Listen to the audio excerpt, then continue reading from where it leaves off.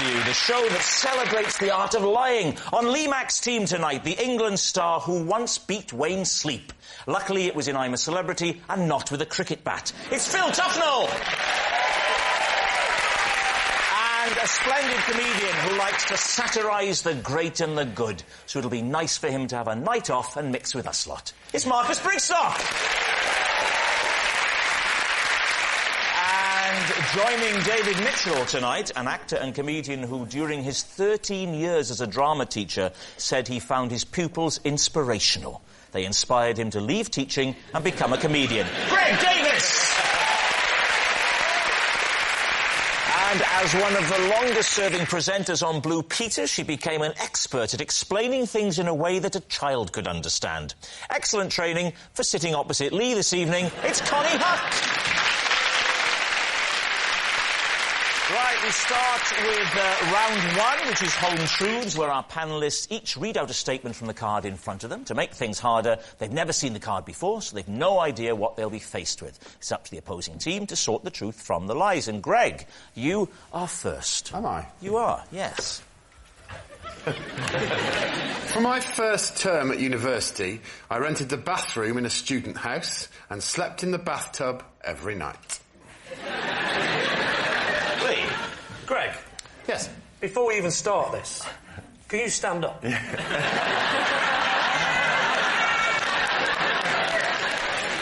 be no... Unless David stands up with me, there'll be no perspective. David? In fact, let's have proper perspective. Konnie, can you stand up?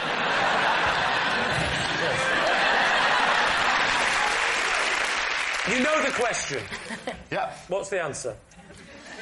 Well, I just hung off the end of the bath. As I hang off every single bed that I've ever slept in. No. You definitely don't hang off a bath. Like you hang off a bed. Because a bed go like that, and then you hang off. Yeah. You'd have to go up and cross and hang off. You're tall, but you're not a snake, Greg. The thing what actually drove me to change my circumstances was that I was bruising the side of my cheek regularly by waking up in the morning and clanging into one of the taps. Can I ask why on earth you would sleep with your head at the tap end? That is mad. Yes. Well, you know, I was 18 years of age and I mainly lived off Thunderbird wine, so bad decisions were my forte at that period. So did you have a bed? No. In the house? Did you? Oh, so that was the reason you was in the bath. There was a... Well, why did you think he was in the bath? I chose to, Phil, yeah. How many other people were there in the flat? 3. 3 people, what, 3 beds? Yeah. Why would you not sleep on the floor next to the bath? We had a giant 1970s sofa that had a peculiar corner unit, and I took both cushions from that corner unit and they fitted in the bath perfectly, and it was incredibly comfortable. So hang on, it wasn't a freestanding bath? A roll top? Yeah, was it a roll top freestanding bath? It wasn't a freestanding bath, but the end of the bath projected out into the room. Where was this, Greg? Which town were you? Was this Oxford or Cambridge? It was in Isleworth in West London. It was only because of a mix-up in housing agreements. We soon sorted it out after a term. I only had to do it for a term. What was the mix-up? I'd agreed to move in with these 3 guys and we got the wrong size house. Hang on, that's not a mix-up, that's just stupidity. There was 4 of you, and you got a 3-bedroom house. Been a bit of a mix-up, The boys blamed me, which is why I got the bath. Why did they blame you? Because I was the one who booked the house. How did you get into university?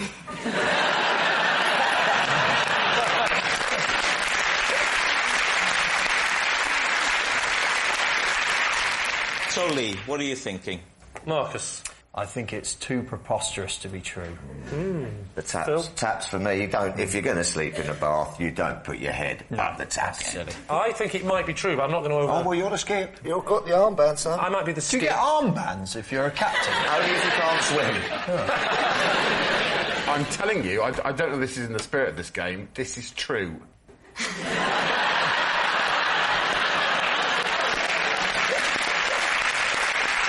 That was sufficiently moving. I'm going with it. I'm saying it's true now. What are you saying, Skippy? Should we say true?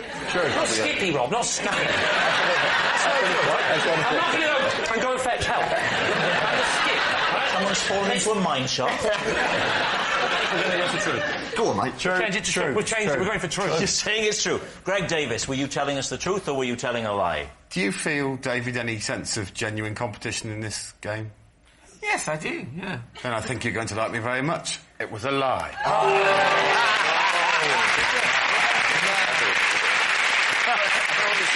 Yes, it was a lie. Greg didn't sleep in his bathtub every night for his first term at university. Right, Phil Tufnell, you're next. Right. OK. I'm haunted by a recurring dream in which I'm a potato.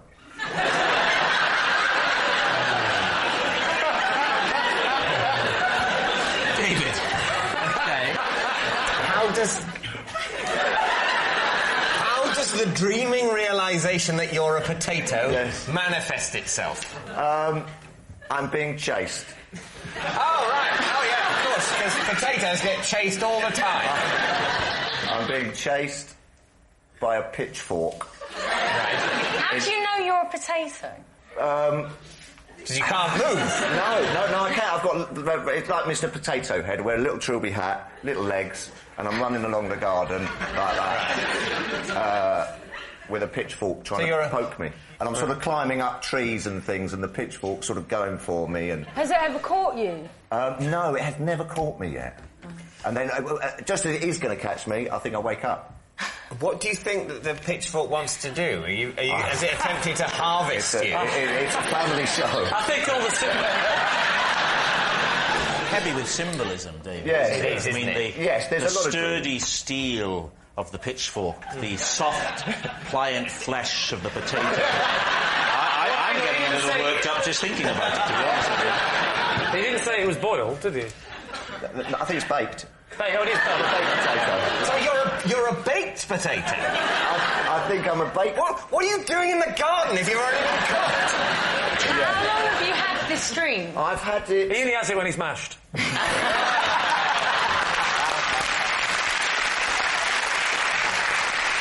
Yeah, I think quite a bit, actually, you know. It's quite at the forefront of my dream.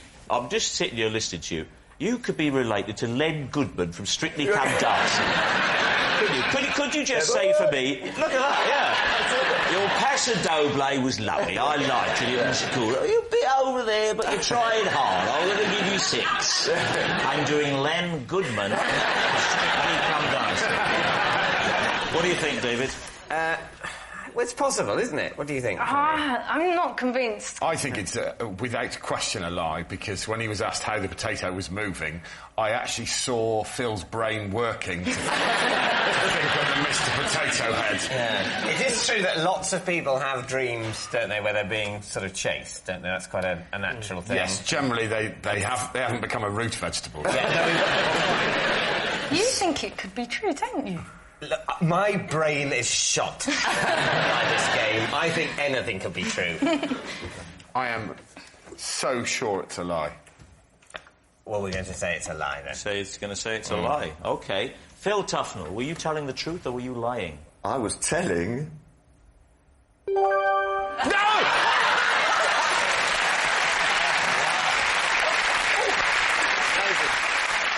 It's true. Phil is haunted by a recurring dream in which he is a potato. There's a technical term for Phil Tufnell turning into a potato. It's called evolution.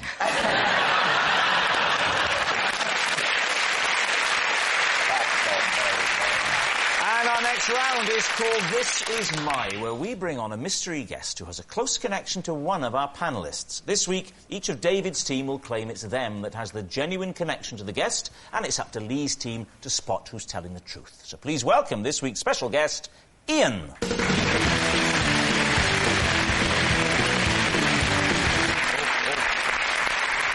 Konnie. Sorry, even before we start, I can tell you now, lads, this man does not know David Mitchell.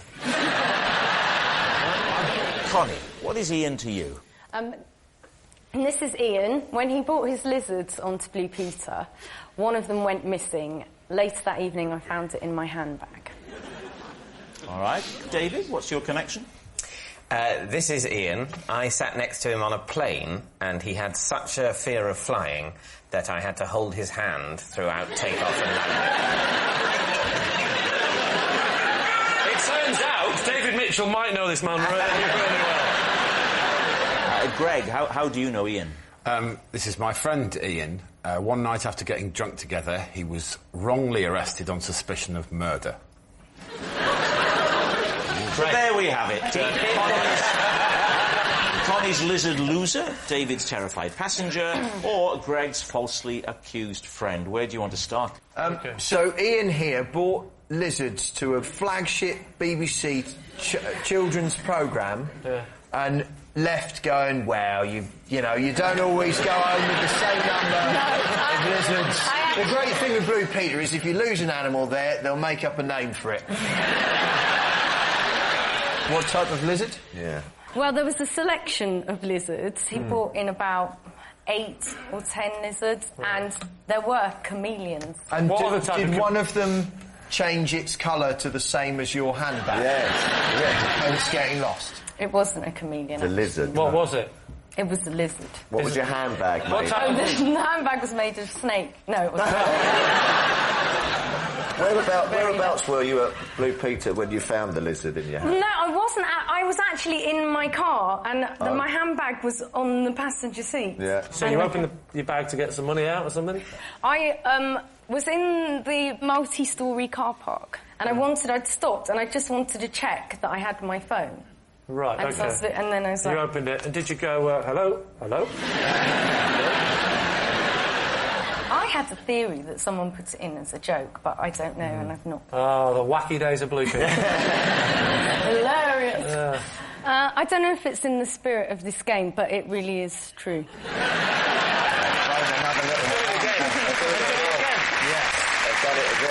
I'd like to say I'm not stupid enough to fall for this again.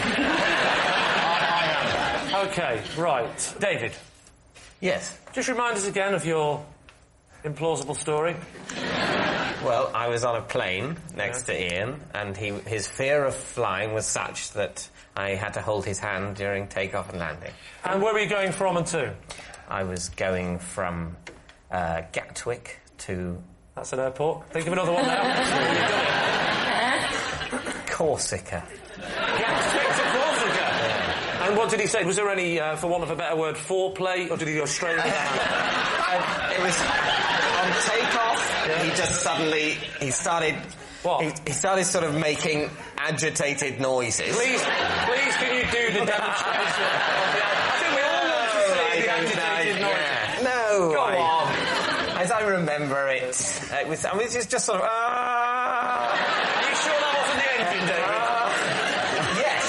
Yes, Lee, I'm sure it wasn't the engine. So basically, he's standing agitated. Yeah. Has he grabbed your hand? Then he grabs my hand. There's no talking. There's not. Do you mind if he's just gone? Not at that point, no. You slag, David Mitchell. And what did you say? Do you mind? I'm a married woman. I mean, what did you do? I don't think I said anything. You know why he's grabbed your hand, do you? You know he's... Well, I assumed it was... I didn't think it was sexual attraction. Right. But it's very sweet of you to leap to that conclusion. Did either of you have fellow travellers with you? No. No, we were both just flying to Corsica. Yeah. To see what might happen. See who you meet on the plane, maybe. And this happened again when you came in for landing? After we became... So when it levelled off, when we became fully airborne... that sounds like a virus. He then said, he sort of apologised and said, I'm really sorry, I freak out sometimes on a plane. And I said, not to worry. I bet that calmed him down.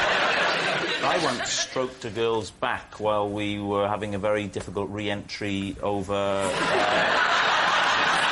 we were coming into Heathrow, and I didn't know her, and she was crying, and I just reached out and just stroked her back. There was a reason why she was crying, wasn't there?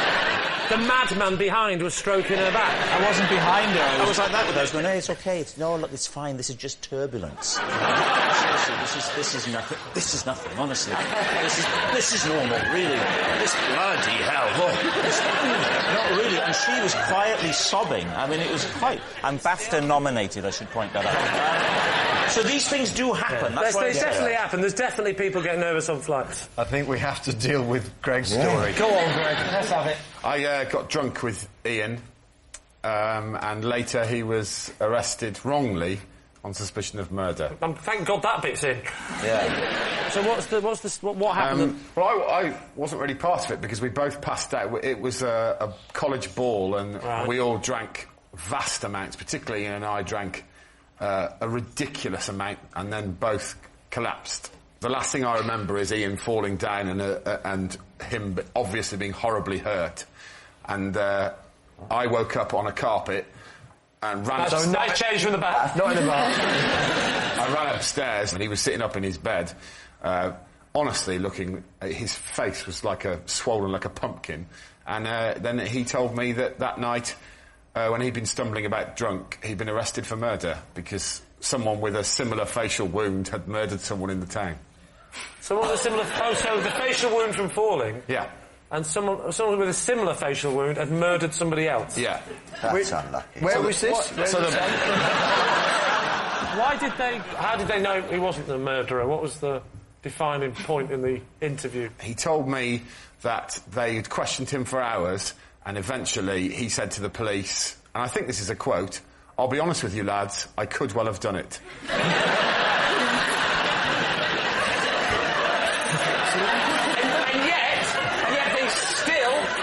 Before you'd woken up. It upsets me to think that police respond to double bluffs like that.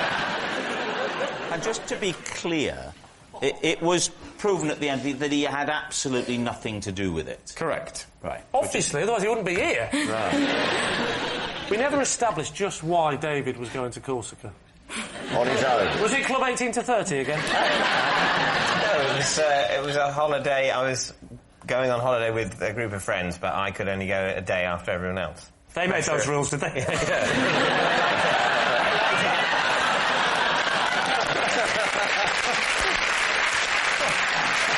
So, Lee's team. Is Ian Connie's reptile wrangler, David's frightened flyer, or Greg's suspicious friend? Which one are you going for? What do we think, Phil? I quite like Konnie. Well, we all do. Well, there you go. Focus, Phil. Yeah. No, I can imagine a bit of Blue PT. He looks like a chap who might sort of keep lizards. I don't know why. I'm slightly leaning towards Greg, only because I don't believe David. I'm inclined to think that Connie's story is true. Oh, go on then, Konnie. If you suckered these two idiots into it, I'll go along with that. Ian, would you like to reveal to us your true identity? My name is Ian. Whilst at college with Greg Davies, we got very drunk one night and was wrongly arrested on suspicion of murder. When I ran up in the morning, he was sitting upright in bed and his head was 3 times its natural size. And I went, "Oh my God, mate, are you all right?" And he looked at me like this and went, "We've gone too far this time." Thank you very much, Ian. Thank you.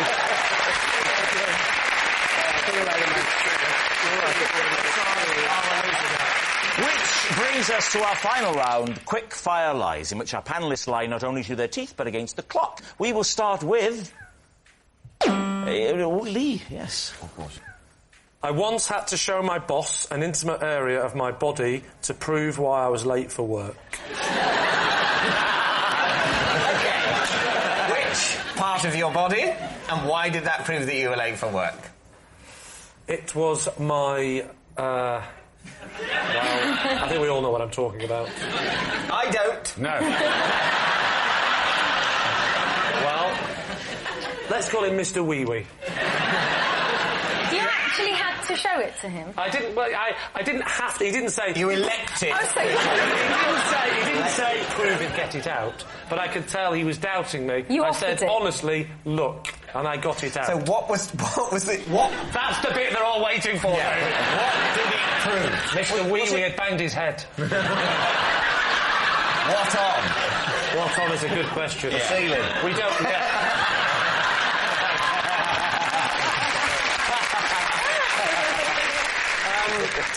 Yeah, basically, I was lying in bed, and I was naked, and I think there was a tiny little bit of glass in the bed, and it just wouldn't stop bleeding. So I had to get some tissue paper. I wrapped it round quite a lot, and I can't lie, it ended up looking like Mr. Bump.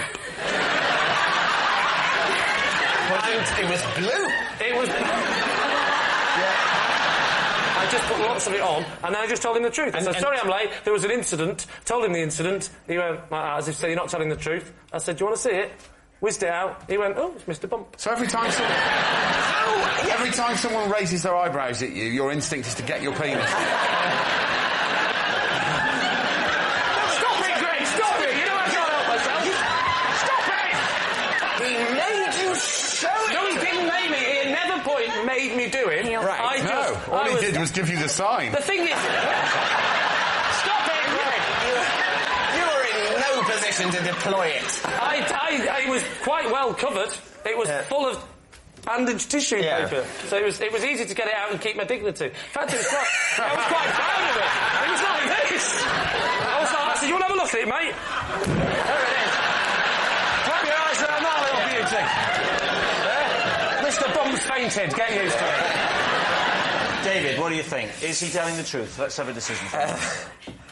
Connie. Well, I could weirdly believe it.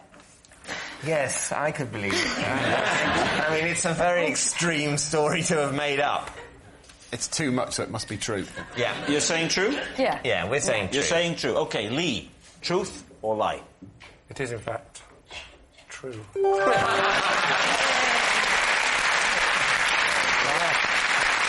Yes, it's true. Lee went on to a successful career in entertainment, while his boss went on to antidepressants and a course of trauma therapy.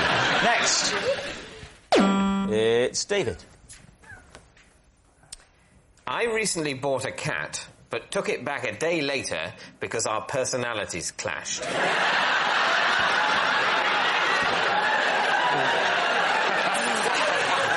Once again, David is mixing up the word cat and wife. What was the matter with his personality? What were you clashing on? Well, the use of claws. He didn't like that, did he? Yeah. What was he scratching? Scratching, well, slightly me, but also furniture quite vigorously. Scratching your furniture? Yeah. There was a sort of corner of a sofa and a corner of a table. Okay. Corners.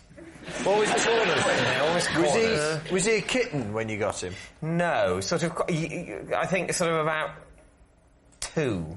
2 years old. That's Why did you buy a 2-year-old cat rather than a kitten? Well, it came from Battersea Cats and Dogs Home. Yeah. Which I thought that's like the responsible place to source a pet. Yeah. Rather than, you know. Did you pay for the cat? No. Oh. No, it was a sort of, you home it. You home it? You give it a home. Oh, I see. It was a homing I thought you meant you threw it out the window like a pigeon. I rehomed the cat. Yeah. Did they come round and have a look at where he was going to stay? No. Didn't they? No. They did with mine. Yeah, well, that's your history, Phil. That's just you. What colour was it? What kind of style was it? Style? Art Deco. What sort of breed was it? It was tortoiseshell. With the sort of the odd blotch. You took it back after one day? Yes. How long was it in your house before you went, oh, this is rubbish. This is going back? I was suspicious after as little as an hour. I was despondent after 6 hours. After 8 hours, I was decided. So what are you going to say then? Truth or lie? Lie for me. What do you say, Marcus? Oh, I don't know, no, I'm confused. A lie then. I'll say lie then. You're going to say lie. OK, David, truth or lie? It is a lie. Yes, it's a lie. David didn't buy a cat and then return it a day later because their personalities clashed. Aloof, rather prickly in temperament and hard to befriend. David still doesn't have a cat. Next. And it's Greg. I used to try and scare school friends by planting a particular drawing in their pockets signifying death. Lee, what do you think? What was the drawing? It was an owl. What? The owl of death. Is Its full title was actually the Hoot Owl Death Sign. Owl. What do you mean the Owl of Death? What was it doing in this drawing? Hoot Owl Death Sign. That old chestnut. I could draw it for you if you like. Greg? Yeah? I've got a pen, I've got some paper. I'll come over there. No, I'll come to you. Don't stand up next to me, it just highlights it. Can you, Greg, can you...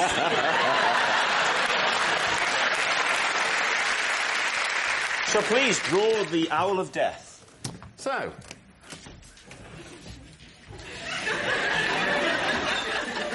Don't look at it, David, you'll die. Oh, my God!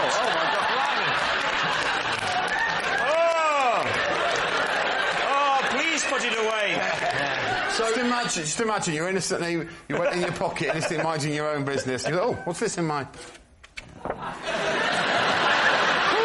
no, it's the Owl of Death! Your friends would find that in their pocket and be... Not my friends, my deadly enemies. Right. What would be the purpose of that? It was for people who had crossed my friend and I. Well, what kind of things would they have to do to cross you? There was an English teacher who we found a bit boring, so he slipped one in his pocket. That was the highlight of the whole campaign, actually, was that the English teacher once stood up in front of the class and was chatting away and went into his pocket and went, oh.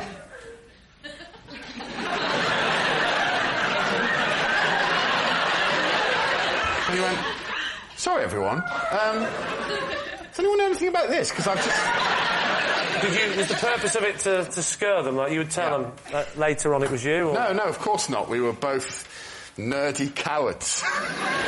You created a sort of mythology around what might happen if you found the Hoot Owl of Death in your pocket, though. In our minds, anyone who found the Hoot Owl of Death in their pocket would very shortly afterwards meet their demise.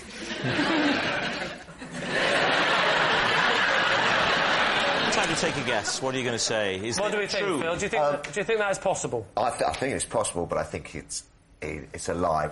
I think it's a lie. OK. You say lie, you say lie. What about you, Lee? I say lie. Right. Greg. Yes. Truth or lie? Well, it would be pretty tragic if two boys had spent their youth doing that, wouldn't it? True. And it is indeed true.